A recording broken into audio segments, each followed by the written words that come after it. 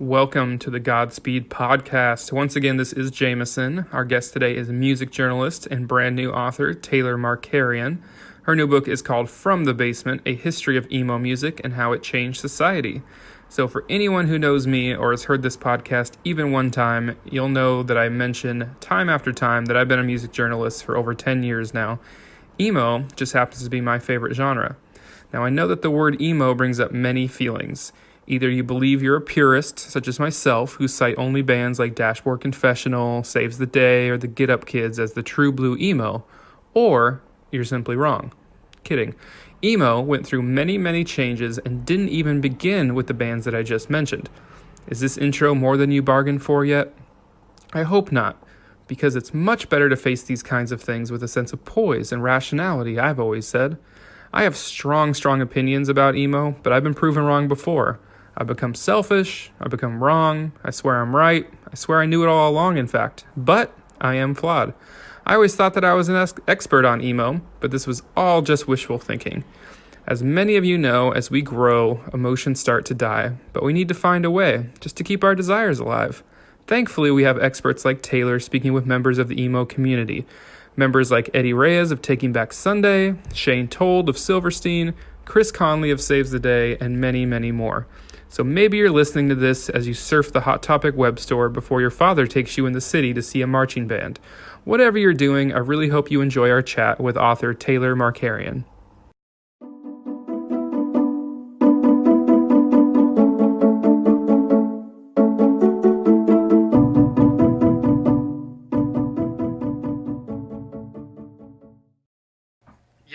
I hope that's a compliment.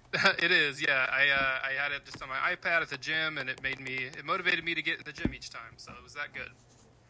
Oh, thank you. But quick background, too, for the podcast at least. Our tagline, I thought this was appropriate for you, our tagline is Exploring Disruptive Artistry, which is exactly what you've done with your book. And by writing the book about it, you've now explored that as well. So, bunch of stuff to start with. We come from similar backgrounds. I've written for almost all the same stuff you have, minus AP, but worked at Substream for a long time, freelance for New Noise, Outburn, all that stuff. So similar. I remember seeing your name a lot in AP, like at your height at least when you were there. Yeah, most of us travel in the same circles anyway. Right. Yes, I mean it's so cool to see now books coming out about this, because in some ways it feels like it was yesterday, and then in other ways you're like, yeah, we are the ones, actually our generation are the ones responsible to write about this stuff. So there's only really been a few. I know I actually went and rewatched Bastards of Young. I found my old DVD of that, but I know there's new stuff coming out like that too. But what really first prompted you to write about this? I know there's a lot there, but what was like the first spark? It was about a year or two ago, and I was just kind of having a conversation with my boyfriend, and we were talking about how great, the quote-unquote emo days were and how great those bands were. And I stated the question out loud. I was like, why hasn't anybody really written about this yet? And then I kind of resolved, to take it upon myself. But then, life got in the way, and I didn't really push myself to do it until Mango Publishing actually reached out to me completely out of the blue. And they also had, read a lot of my stuff on AP and the other outlets. And they were like, we like your writing. Do you want to write a book on emo music? It hasn't been done yet. And I was like, that's perfect, because I needed a kick in the pants to do it anyway. So they really helped me out a lot, and it was exactly what I needed to get it going. That's awesome. Yeah, I mean, I had mentioned to you, we talked a while back, that I have a book that's being published hopefully this next year, and I always just have to imagine that, you do it, you write it and then you go shop it around and stuff, but that's pretty great that they approached you, that they saw that you were a voice in that music scene and were like, this is the person to do this. Yeah, no, it's definitely a huge compliment. Out of curiosity, what's your book going to be about? So a couple different things, but from working in the music industry the last 10, 12 years doing interviews, so a lot of just kind of like funny and interesting stories from that. And then I started off in the Christian music scene, so I spent the most of my mid-20s touring with like a Christian metal band. So lots of weird stories there as well. So it doesn't necessarily heavily focus on the emo stuff, but I definitely talk about, you know, why Taking Back Sunday was important to me. Certainly Dashboard, which we'll get into. Mm-hmm. So along the same parallel lines, but not giving any sort of history or anything like that. Nothing like you did. Well, that's cool though. I'm interested to reading it when it comes out. Yeah, certainly we'll send it to you. In fact, we should talk a bit after, but we'll get into that. Can you? So actually, I first heard about your book because of Chris Carrabba from Dashboard posting it on his Instagram. Then I remembered I saw your name and I was like, that's familiar. Tracked all that down and figured it out. But to start off again, I know we started, but to start with another controversial question: is Chris the king of emo? I mean, it all depends on who you ask. I think a lot of people would say he is. Certainly, as you may recall in the book, Shane told from Silverstein thinks he is. He absolutely loves Chris Carrabba. I actually saw a tweet from him recently saying the emo scene should have ended with Chris Carrabba. Yep. But no, he certainly was a huge part of it, and a huge reason why mainstream fans started to learn about it. Yeah. In fact, the first time I had interviewed Chris a few times over the years, just over like phoners and stuff, and then the first in-person one that I got with him was when Twin Forks was kind of breaking through, and so it became the whole joke of like, oh, I finally get to do this face-to-face, and I can't talk about Dashboard at all. But thankfully it's happened since then. As far as, of course, the bands go, I mean, what do you remember, like, your first musical experience? You talk about the story that you share in the book is very similar to mine, and I'm sure many others, where I was into Korn, Linkin Park, Disturbed, and then hearing Saves the Day and Dashboard was just a sharp right turn. So do you remember hearing your first, like, oh, this is going to change everything? Yeah, actually before that, I wasn't listening to rock music at all. I was like 13 when I first heard about all these bands that are in the book. And before that, I was still just a kid, so I wasn't really diving into all these different types of genres. I was just listening to whatever was on the radio. And, I thought the stuff on the radio was okay. But then when I heard, Taking Back Sunday for the first time, Decade Into the Influence, I was just like, what is this? This is so different than not only anything I've ever heard before, but it's so different than what they play on the radio. And it was just opening up this whole new world of what music could be. Yeah. And that's funny. I remember the first time I saw even that music video for Decade Under the Influence and not even liking it at the time, just thinking, this is a little chaotic for me. I don't know. And then years later being like, I hope no one heard me say that. I hope no one heard that I didn't like them at some point. Well, now everybody knows. I know. I'm trying to be more honest. As you said, everyone has their experience with emo. And really, I think any fan, especially when we were younger, has really strong opinions on, of course, who is emo, who isn't, what the fashion consists of, which you get into. With the book, did you find it hard to kind of present a clear picture that would appeal to a wide audience? Or do you feel like I'm just going to tell my story, my point of view, that's all I can do? I tried to get as comprehensive a view as possible, which is why one of my favorite things about the book is that it does take opposing perspectives and juxtapose them all the time. Mm-hmm. You get a quote from Chris Simpson of Mineral saying, I have no idea what emo is or why people call Mineral that, even though they're like the most emo band ever. And then you get someone like Chris Conley saying, I love emo. Emo's the best. If you're not saying you're emo, you're totally faking it. So, I like putting those opinions, like pitting them against each other. And I wanted this book to be as relevant as it is to my camp fans as it was to, Mineral and Sunny Day fans and, those different quote-unquote waves of emo. Yeah, absolutely. And I think that, I know from over the years, again, another huge Saves the Day fan as well, but I remember being surprised that Conley and Carrabba, that they were they embraced the word emo even as it started to shift. In your opinion, what happened there? Why do you think it became a bad word or something to make fun of? It was originally a bad word. Right. It didn't really become one. Ian Mackay, told me this story, which is also in the book, about how emo, or emo core, as it was originally called, was kind of this term that other hardcore and punk bands used to describe, like up-and-coming hardcore bands that were tapping into their emotions more. So it was initially this kind of insulting term, and that lasted for a long time, and the reason why it was insulting kind of changed over time, but it still remained not a very nice thing to say to someone. But now that it's a bit in the past and we're looking at it from a historical perspective, I think the word emo is being embraced more in that sense. I think so, and I think with the waves, I think we're who knows, third to fourth wave emo now. I mean, it's being embraced as not only a nostalgic thing, but just no, this is a legitimate genre that isn't. I hate to use this phrase, but like that isn't a phase, and it's taken on a lot of different characteristics, I think.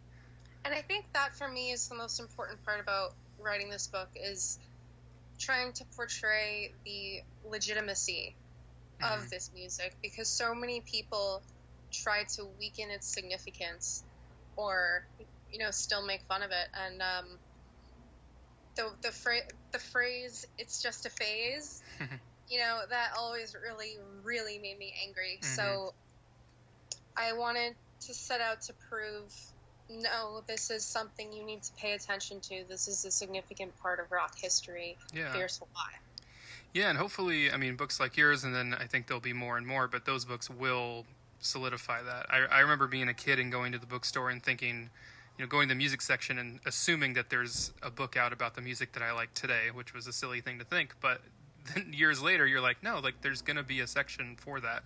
You're going to be able to read about Dashboard, as important as, throw out any huge name, but they're going to be as important as that, at least for a snapshot in time.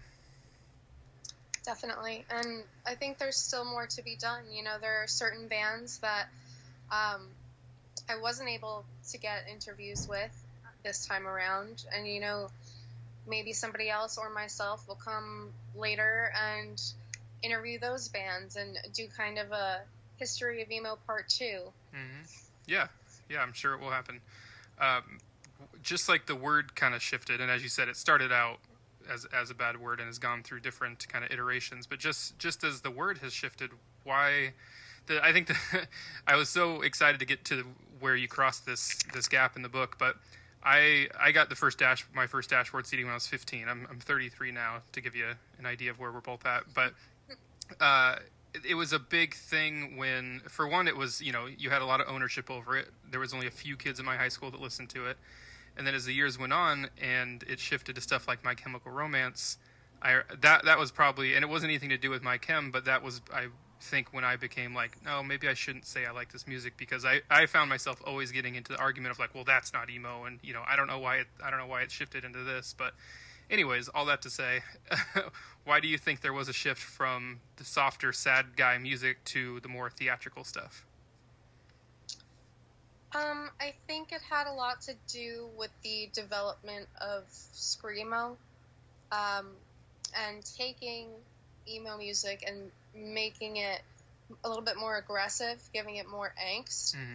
And then you just had bands like My Chemical Romance who were really into theatricality just naturally. Yeah. And The Used, Burt McCracken, is so great at sounding like an insane person on his records. So I think it was just a combination of the genre naturally evolving and kind of splitting off into different directions, as well as these unique players who brought something really new to the table. Yeah, I think so too. Emo Night, what's your take on that? I know I feel like it's largely all positive, but there's certainly a few bands that have kind of been detractors of it. What do you think? Well, which emo night? Because there are two. Oh, correct. There's Emo Night LA, and there's Emo Night, and IGHT as it's properly spelled, in New York. Oh, that's right. Yeah. So you have the people that started it in your book, Babs, I believe. Yes. So, yeah. So being in Portland, I've seen those guys, the touring one. Gotcha. Yeah, no, I attended one a couple years ago, and I loved it. I had a great time. It was really cool to see, people like Craig Owens and Jeff from Thursday in the same space and just kind of reliving some glory days. And everybody was really happy to be there. But at the same time, I really do understand where some of these bands are coming from when they say that they don't give much credence to Emo Night, because it's mostly on the pop punk side, right? Which it is. They do play, a few actual emo songs, but it's more like you said, when the genre kind of started to shift into the MyChems and the bands of that nature. Yeah, it's funny. The very first time I went with the girl that gave me my Dashboard CD in high school. We had just reconnected recently. I invited her and her husband to go, and I was like, just what a cool full circle thing.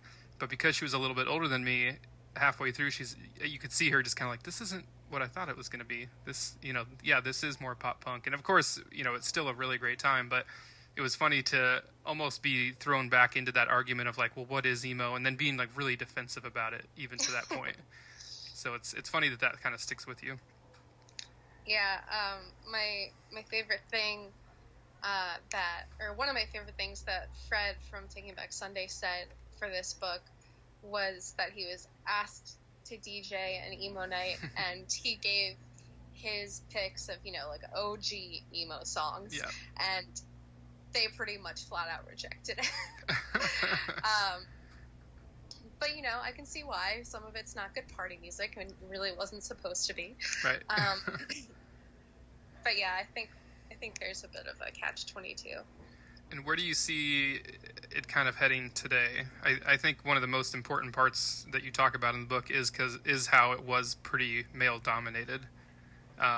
Stuff like Senses Fail, which is still some of my favorite music, and Buddy talks about how he won't sing certain songs anymore, but I do remember thinking, I just went from Dashboard, which was This Girl Broke My Heart, I'm so sad I'm gonna cry, to Senses Fail of This Girl Broke My Heart, I might murder her.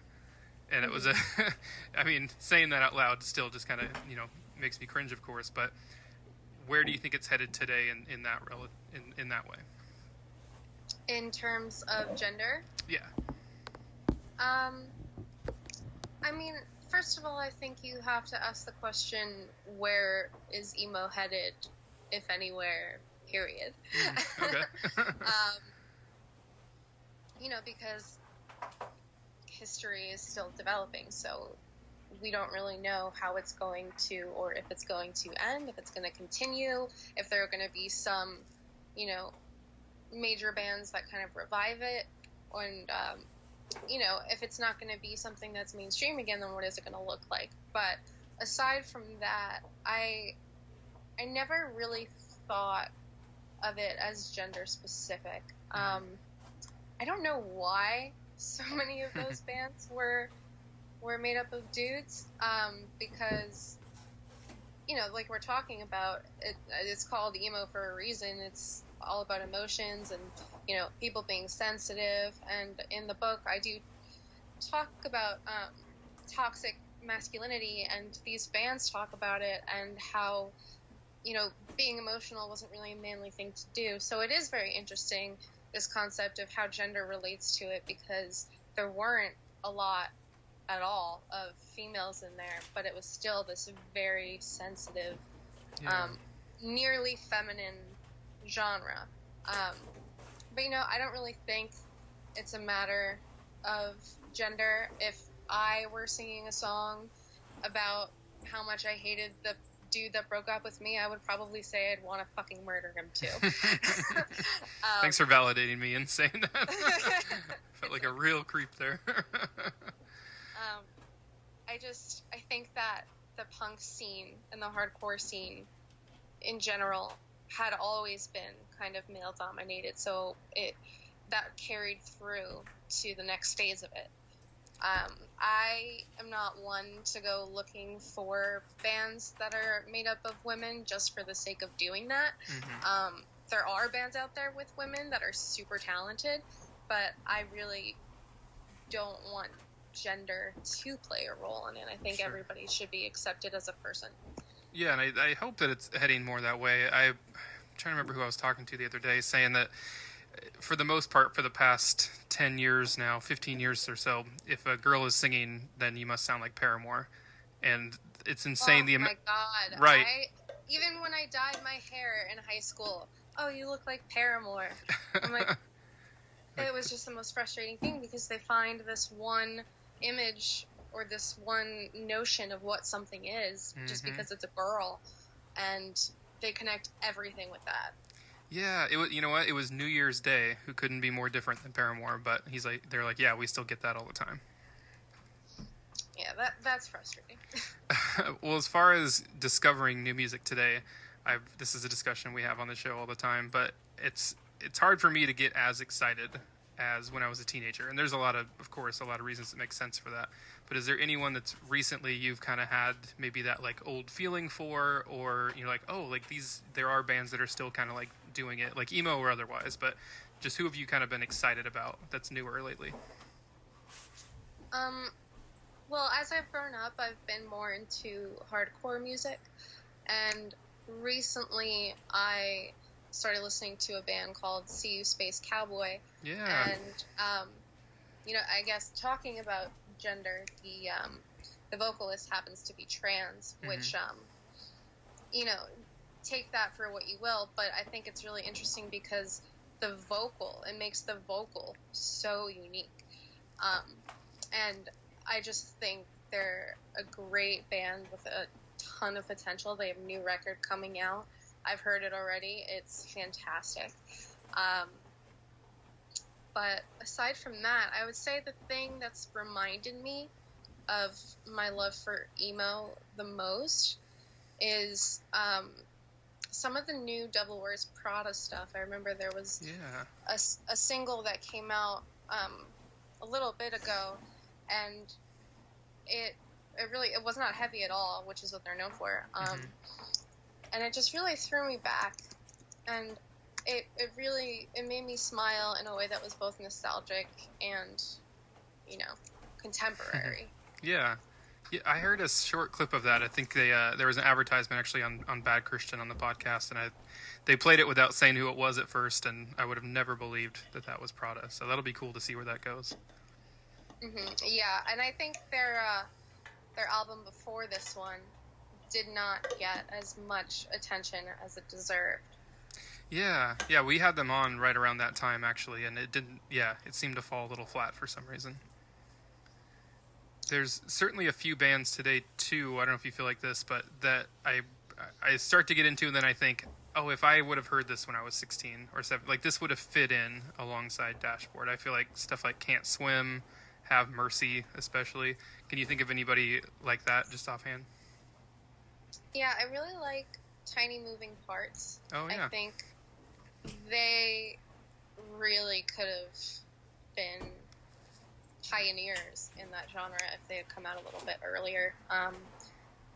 And they bring back that sound that is so visceral that I think is missing from a lot of new music these days. A lot of it is very produced, if not overproduced, polished, and I kind of long for the days where screaming and things of that nature are done for emotional impact rather than just an aesthetic choice.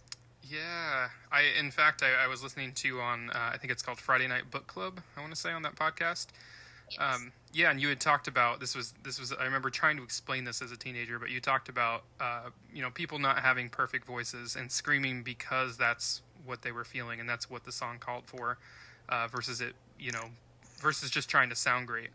And I remember trying to explain that about Thursday and about Dashboard is like these dudes. I've never seen someone feel it like this. So that's very well put. Yeah, I was interviewing Frank Iero a couple years ago for AP for his solo stuff after My Chem split up, and he was talking about how he got to see the Misfits recently, and how he was saying, it's like, oh, it was so terrible, it was awesome, and so many people have trouble understanding that concept, but sometimes it's kind of like a bad movie. Yeah. Like, you just love it because it's not good, and it's not supposed to be. Yeah, I couldn't agree more. It's the best, seeing the best bad movie, you're like, no, they knew what they were doing. They're not trying to make an Oscar winner here, and they nailed it. Mm-hmm. What do you, we're almost done here, just two more if you're still good on time. Yeah. What do you feel like, to people that might be listening to this and just like, it's just another genre of music, who cares? What personally do you feel like you get out of the emo genre that, say, maybe like hip-hop doesn't do for you? Or even hardcore, you could say. I think you get a level of connection that you don't get anywhere else. I think that even if you're the only one that that's listening to this type of music, when you listen to it, you don't feel alone. And when you listen to it, you feel a very strong bond with the stranger on the other end. And, for me, that was enough to get me through some of the worst days of my life. Yeah. And I couldn't say that or feel that about any other genre.